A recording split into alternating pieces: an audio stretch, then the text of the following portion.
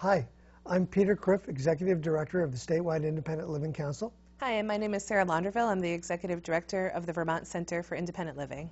And our two organizations together are responsible for writing the Statewide Independent Living Plan, which is a 3-year plan that guides programs and services for people with disabilities throughout Vermont.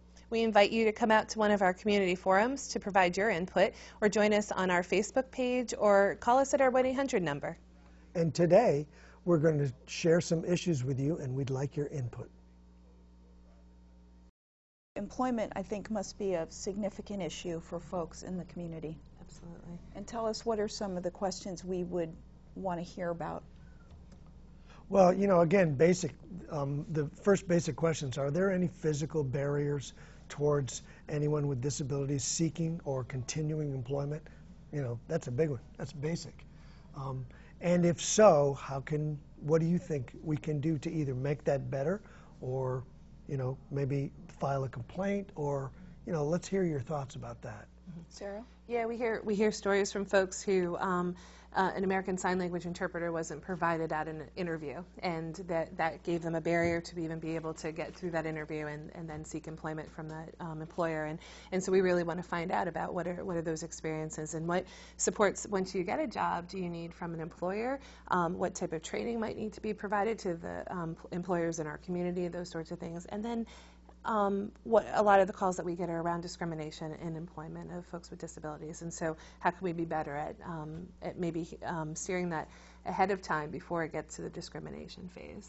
So it sounds like, as you just mentioned, employers would be an important target for this plan, to seek feedback from them about how they could learn and understand what the requirements are to be a more open job workplace. Absolutely. Absolutely. Yeah, I think that the community partners of employers and business owners are very important for a variety of reasons, and including just making sure that discrimination isn't happening, and that you're really getting access to a broader community of people who really want to work, and specifically important to a lot of folks who are on benefits right now, who want to be able to try out working again or get back to work, and that's an important step for folks. So transportation, giant issue in a rural state. Tell us about some of the issues that folks face and that they would want to weigh in on. Well, again, basic questions. What do you need what supports do you need? Either, you know, because there's a couple different issues here, but what supports do you need to be able to go where you want to go? And that includes work, that includes social. You know, people with disabilities have a social life. That includes social, that includes doctor's appointment, it includes, you know, faith-based activities. You know, what supports do you need? And, you know, like, it'd be great to hear someone describe a perfect world of transportation. I mean, you know, everybody can't have their own personal taxi, but I don't think we'd get that kind of feedback.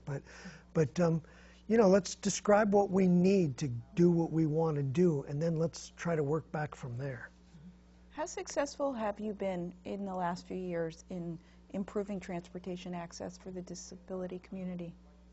I think that a lot of the providers are at the table, and including people with disabilities at the table, around what accessibility really means, not just the physical access of getting in and out, but what it is that folks are looking for help with getting their groceries to their front door, or the inclusiveness around taxi services. We've had some calls around taxi services not being really equal for folks with disabilities. Having to pay more money because you use a wheelchair is not an acceptable response in our point of view, and we'd like to hear from folks around that. You know, and Peter talked a lot about access to our community and access to, you know, just going to the local bar with a friend for a beer and then being able to find a ride home afterwards, or being able to have access to something that may be accessible for you on the ride home.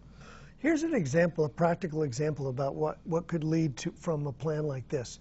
Right now, there's not enough accessible taxis in Vermont. If we could present that as a goal, which is how it translates to plan language, we might be able to somehow figure out how to work a program that would get funding or support funding so we could get more taxis, accessible taxis here. I mean, so that's the kind of thing. If you could say, well, I live in this place and there's no accessible taxis around here, then maybe we could figure out how to improve the fleet in Vermont. So that's where the feedback can eventually go.